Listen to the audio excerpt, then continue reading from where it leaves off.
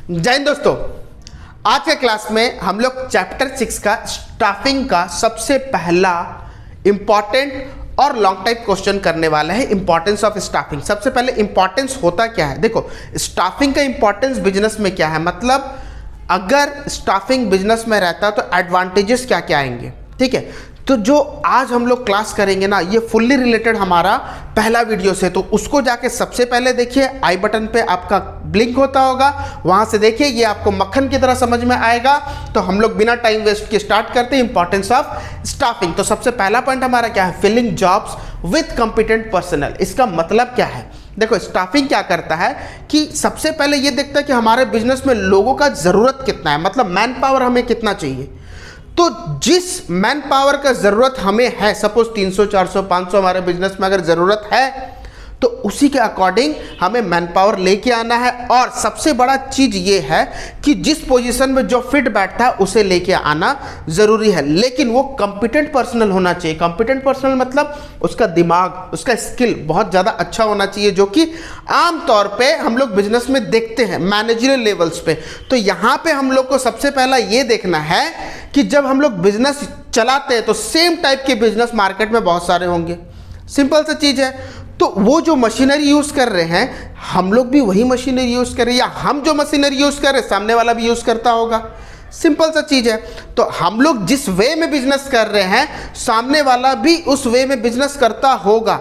लेकिन एक चीज़ है जो हम लोग के स्टाफिंग से हमें मिलता है, वो है हमारा कॉम्पिटेंट पर्सनल, मतलब एक स्टाफ का स्किल जो कोई भी कॉपी नहीं कर पाएगा। तो सिंपल से यहाँ पे एक चीज ये आता है कि स्टाफिंग हमें क्या देता है, एक कॉम्पिटेंट पर्सनल देता है जो हमारे बिजनेस का जो स्किल्ड वर्कर है ना, वो एग्जैक्टली दूसरे वर्कर नहीं है, जो दूसरे बिजनेस में रहेंगे उन लोग का नहीं है। तो इस टाइप के वर्कर को सिलेक्ट करना सबसे पहला काम किसका है, स्टाफिंग का। तो ये इंपॉर्टेंस हमको सबसे पहले कहाँ से मिलता है, स्टाफिंग से। क्लियर हो रहा है। पॉइंट सेकंड में हम लोग जाते हैं, placing right person at the right position. Last class में मैंने बताया था कि स्टाफिंग का मतलब ही यही है कि वो जो वर्कर लेके आते हैं, जो स्टाफ लेके आते हैं, जो एम्प्लॉय लेके आते हैं, उसको लाने के बाद उसका राइट पोजीशन में ही फिक्स करना जरूरी है। अगर एक बहुत पढ़ा लिखा लोग को लेके आ गए, जैसे मान लो कोई चार्टर्ड अकाउंटेंट है, उससे क्या मार्केटिंग करवाओगे क्या? अब सिंपल सा चीजों से मार्केटिंग हम लोग करवा ही नहीं सकते। एक MBA होल्डर है जो मार्केटिंग डिपार्टमेंट में बहुत ज्यादा काम किया है, तो क्या उससे अकाउंट चेक करवाएंगे? बिल्कुल भी नहीं। तो हमारे पास जो रिक्वायरमेंट है, एग्जैक्ट जो रिक्वायरमेंट है, एक अकाउंटेंट का जरूरत है तो अकाउंटेंट को ही रखना है, मतलब अकाउंटेंट को लाए हैं और उस पोजीशन में उसे रखना है। और दूसरा चीज ये है कि उसका पोजीशन ऊपर नीचे नहीं करना। सिंपल सा बात है, उसका स्किल बहुत अच्छा है और वो फिट बैठता मैनेजर लेवल में, आप उसे जूनियर मैनेजर बना के रखें। सिंपल सा चीज़ है, मोरल डाउन हो जाएगा, मोरल डाउन होगा वो काम अच्छा से नहीं करेगा। तो यहाँ पे राइट पोजीशन में रखना बहुत ज़्यादा ज़रूरी है, इसीलिए बताया गया placing right person at the right position. मैं राइट टाइम भी बताया था आपको लास्ट क्लास में, तो लेकिन यहाँ पे हम लोग क्या पढ़ेंगे, सिर्फ placing right person at the right position.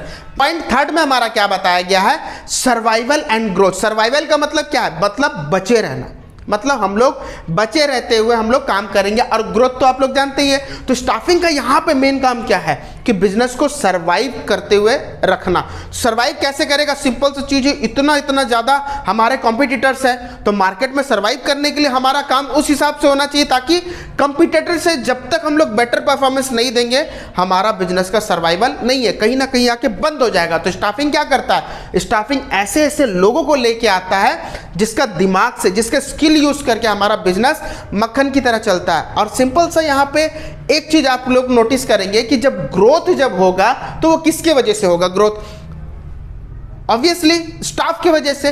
तो स्टाफ को जो गोल दिया जाता है अगर वो उसे अचीव कर ले तो अपने आप बिजनेस ग्रोथ हो जाएगा। तो स्टाफिंग का यहाँ पे काम क्या बना, उसका इंपॉर्टेंस ये बना कि बिजनेस को सरवाइव करने के लिए मैन पावर का बहुत ज़्यादा ज़रूरी है। तो मैन पावर कैसा होना चाहिए?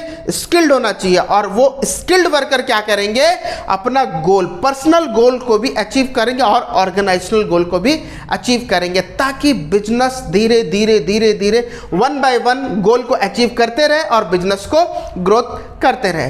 क्लियर हो रहा है? पॉइंट 4 में हमारा बताया गया ऑप्टिमम यूटिलाइजेशन ऑफ रिसोर्सेस। इसका मतलब ये है, देखो रिसोर्सेस क्या है? बिजनेस का सबसे बड़ा रिसोर्सेस मैन पावर है, और उसके बाद भी अगर कुछ है तो स्टाफिंग हमारा क्या बता रहा है? स्टाफिंग हमारा ये बता रहा है कि बिजनेस में एग्जैक्टली चाहिए क्या क्या। जैसे देखो हम लोग स्टार्टिंग में पढ़े थे POSDC, इसका मतलब क्या बताया था? प्लानिंग, जो हमें फ्यूचर में करना है। सिंपल सा चीज है, फ्यूचर में जो जो चीज है, चाहे हमारा प्रोडक्ट का डिजाइन हो, प्राइस हो, जो भी चीज हम लोग को सेट करना होता था, ये प्लानिंग डिपार्टमेंट वाला करते थे। ऑर्गेनाइजिंग में क्या है? जो इसको एग्जीक्यूट करेंगे, जो प्लानिंग हम लोग करेंगे उसको एग्जीक्यूट करना। लेकिन यहां पे स्टाफिंग का मतलब यहां पे देखो क्या बता रहा है कि अगर हम लोग का स्किल्ड वर्कर ना रहे तो क्या हम प्लान भी कर पाएंगे? क्या प्लानिंग के लिए भी तो हमें चाहिए ना स्किल्ड वर्कर। तो स्टाफिंग कितना बड़ा इंपॉर्टेंट पॉइंट आप समझो। तो यहाँ पे यूटिलाइजेशन ऑफ रिसोर्सेज का मतलब क्या है? मतलब जो हमारा मटेरियल यूज हो, मैन पावर यूज हो, वो करेगा कौन? उसके लिए स्किल्ड वर्कर चाहिए। अगर हम लोग स्किल्ड वर्कर को नहीं रखेंगे तो हमारा मटेरियल ज़्यादा यूज हो सकता है, हमारा एग्जैक्टली एक्सपेंसेस बहुत ज़्यादा यूज हो सकता है। तो सिंपल से यहाँ पे चीज है, हम लोग स्किल्ड वर्कर को लेके आएंगे ताकि हमारा जो रिसोर्सेस है उसका यूटिलाइजेशन अच्छे तरीके से हो। कैसा होना चाहिए? एफिशिएंट भी होना चाहिए और इफेक्टिव भी होना चाहिए। हम लोग पहले क्लास में इसका पढ़े थे। तो यहाँ पे मैं अभी 2 चीज़ें का एग्जाम्पल आपको देता हूँ। देखो कभी कभी ऐसा हो जाता है कि हम अपने बिजनेस में ज्यादा, मतलब जितना वर्कर चाहिए उससे ज्यादा ले लेते हैं। तो इससे हम लोग को फर्क क्या पड़ेगा? ज्यादा वर्कर तो अच्छे हैं सर, नहीं, बिल्कुल भी नहीं है। क्यों? ओवर अगर आ गया, हमारा ज्यादा अगर आ जाएगा तो सिंपल सा चीज है यहाँ पे क्या कि हमारा एक्सपेंसेस बहुत ज्यादा होगा, जो कि बिजनेस को हैम्पर करेगा। तो स्टाफिंग का मेन काम यहाँ पे क्या हुआ? एग्जैक्ट, मतलब एग्जैक्ट खर्च जितना होना चाहिए वो एक स्किल्ड वर्कर ही कर पाएगा। तो हमारे पास अगर ओवर हुआ, जैसे ये हमारा ऑफिस है, यहाँ पे मैं पढ़ा रहा हूँ, ठीक है, छोटा सा रूम है, अगर इसमें पेंट करना है तो 2 वर्कर को बुलाऊंगा, 1 दिन में कंप्लीट हो जाएगा। मैं बोलूँगा नहीं जल्द करना है, एकदम जल्दी करना है, 5 वर्कर बुला लेता हूँ। 5 वर्कर अगर बुला लूँगा तो क्या हो जाएगा? वही 1 दिन लगाएंगे उन लोग। पैसे हमें ज़्यादा देने पड़ेंगे, सिंपल है, यहाँ पे पैसे ज़्यादा देने पड़ेंगे। तो यहाँ पे 5 लोग का जो एक्सपेंसेस हो रहा है, एक्स्ट्रा 3 लोग का, वो तो मेरे जेब से जाएगा ना। तो ये मेरे लिए प्रॉब्लम है। तो ठीक उसी तरीका से बिजनेस में भी ये प्रॉब्लम आएगा। अगर ज़्यादा एक्सपेंसेस होगा तो हमारा पर यूनिट कॉस्ट जो है वो ज़्यादा आ जाएगा। पर यूनिट कॉस्ट ज़्यादा आ जाएगा तो आप लोग जानते हैं क्या होगा कि हमारा कॉस्ट जो है वो प्रोडक्ट का ज़्यादा होगा। तो बाहर बेचने में हमें बहुत ज़्यादा दिक्कत आएगा। क्लियर हो रहा है? तो यहाँ पे ऑप्टिमम यूटिलाइजेशन ऑफ रिसोर्सेस में हमारा ओवर नहीं होना चाहिए, उसके साथ साथ अंडर भी नहीं होना चाहिए, मतलब कम भी नहीं होना चाहिए। अगर कम हुआ, जैसे अभी बताया कि यहाँ पे पेंट करने के लिए मैं 5 बुला ले आया था, वो तो ओवर था। अगर 1 बुला लूँगा तो वो 2 दिन लगाएगा और उसे बर्डन भी ज़्यादा रहेगा। तो ठीक उसी तरीका से अगर बिजनेस में अगर कम लोग रहें तो उसके पास बर्डन ज़्यादा जाएगा। क्यों? क्योंकि दूसरे का काम भी एक इंसान को देखना पड़ेगा।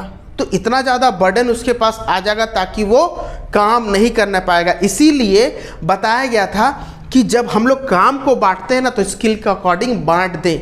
अगर हमारा वैकेंट है कोई प्लेस, उसमें अगर हम स्टाफ लेके नहीं आए तो उसका काम भी मुझे ही करना पड़ेगा। अगर मैं कर रहा हूँ वो काम तो ऑब्वियसली मेरा काम 1 के बजाय 2 हो जाएगा, 3 हो जाएगा, 4 काम हो जाएगा। तो वो ढंग से कभी भी नहीं हो पाएगा। तो यहाँ पे स्टाफिंग का काम क्या बना कि हमें एक ऑप्टिमम यूटिलाइजेशन ऑफ रिसोर्सेज, मतलब मैन पावर का एक अच्छा रिसोर्स यूज करना पड़ेगा यहाँ पे। क्लियर हो रहा है? तो नेक्स्ट पॉइंट है हमारा क्या? Help in competing. इसका मतलब क्या है? देखो हमारा जो बिजनेस है, हमारे बिजनेस के अकॉर्डिंग देखो हमारे कंपटीटर्स बहुत होंगे मार्केट में। तो सिंपल से यहाँ पे हमारे कंपटीटर्स अगर ज़्यादा हैं तो उन लोग के एम्प्लॉय के अकॉर्डिंग हमारा स्टाफिंग फंक्शन क्या करता है कि हम लोग को ऐसे ऐसे एम्प्लॉयज़ देते हैं, ऐसे ऐसे स्टाफ देते हैं जो कि उन लोग से बेहतर हो, स्किल्ड वर्कर। तो उन लोग क्या करते हैं कि उन लोग सर्च आउट करते हैं कि मार्केट में एग्जैक्टली ट्रेंड क्या चल रहा है, कैसा टेक्नोलॉजी चल रहा है, वो किसके अकॉर्डिंग करते हैं, अपने स्किल के अकॉर्डिंग। तो अपने स्किल के अकॉर्डिंग जो भी उन लोग काम कर रहे हैं, तो मार्केट में रहने के लिए बिजनेस को सिंपल सा एक तो चीज़ यही है कि उन लोग जो काम कर रहे हैं, हमारा काम उससे बेहतर दिखना चाहिए, तभी मार्केट में टिके रहेंगे, अदरवाइज नहीं रहेंगे। वहाँ ठुकुर ठुकुर ठुकुर ठुकुर चलते रहेगा, वो बात अलग है। लेकिन बिजनेस को बूम करने के लिए उससे कुछ अलग और उससे कुछ बेहतर करना पड़ेगा। तो हमारा स्किल्ड वर्कर जो है वो स्टाफिंग लेके आता है और हमें compete करने के लिए बहुत ज़्यादा ईजी हो जाता है दूसरे बिजनेस के अकॉर्डिंग। क्लियर हो रहा है? तो यहां पे हमारा काम क्या हुआ, हेल्प इन कंपीटिंग, मतलब कंपीटिंग में बहुत ज्यादा हेल्प किया कौन, हमारा स्टाफिंग। उसके बाद हमारा है improving job satisfaction and moral. देखो लास्ट क्लास में मैंने क्या बताया था कि नारायण मूर्ति जो थे वो क्या किए थे, वो एक कोट लिखे थे कि हमारा स्टाफ जो है वो हमारा एसेट्स है, जो शाम को जाता है घर और कल वो आए, इसका सेटिस्फैक्शन देना बहुत ज़्यादा ज़रूरी है। अगर सेटिस्फैक्शन आप लोग नहीं दे पाओगे, हमारा स्टाफ एक बार अगर हम लोग से नाराज़ हो गया या फिर डिससेटिस्फैक्शन होकर हमारे बिजनेस से जाता है, तो वो कभी भी लौट के नहीं आएगा बिजनेस में। तो हमें एक सेटिस्फैक्शन देना है। किसके थ्रू देना है, सैलरी के थ्रू दे सकते हैं हम लोग, उसको अच्छा सैलरी दे सकते हैं, उसे एक अच्छा काम सिखा सकते हैं। हमारा इन्वायरमेंट को ऐसा रखना है कि उस काम में उसको मजा आए। जब उसको काम में मजा आएगा ना, तो वो काम अच्छे से करेगा, अच्छा इंसेंटिव दे उसे, ताकि ज़्यादा सैलरी के बेसिस पे वो काम करेगा। तो यहाँ पे हमें क्या बताया गया है कि उन लोग का मोरल हमेशा बूस्ट रहना चाहिए और उन लोग का जॉब सेटिस्फैक्शन सबसे ज़्यादा होना चाहिए। टाइम टू टाइम उसे प्रमोशन दो, टाइम टू टाइम ट्रेनिंग दो, ताकि वो काम अच्छे से कर पाए। क्लियर हो रहा है? नेक्स्ट पॉइंट हमारा क्या है, key to effectiveness of other functions. देखो सिंपल सा चीज़ है, यहाँ पे अभी मैं क्या बताया था, POSDC, ठीक है। अदर फंक्शन हमारा क्या है, प्लानिंग है, ऑर्गेनाइजिंग है, डायरेक्टिंग एंड कंट्रोलिंग है। ये करता कौन है, लोग ही करते हैं ना, कि कोई और करेगा। तो जितना भी मैनेजमेंट का फंक्शन है वो आता कहाँ से, स्टाफिंग से ही आएगा।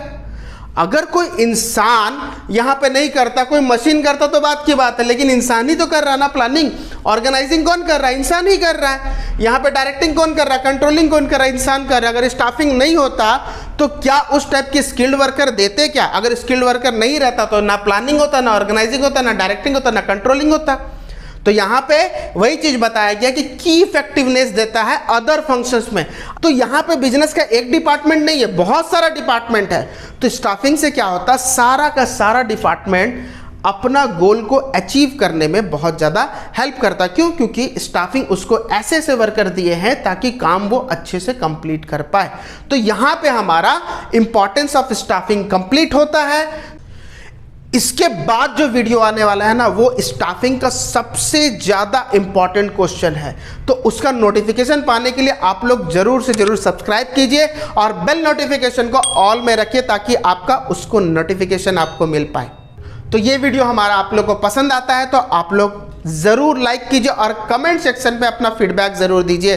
तो नेक्स्ट वीडियो जब तक हमारा नहीं आ जाता, तब तक आप लोग फिलहाल इसे पढ़ लो बे। तब तक स्टे ट्यून एंड जय हिंद।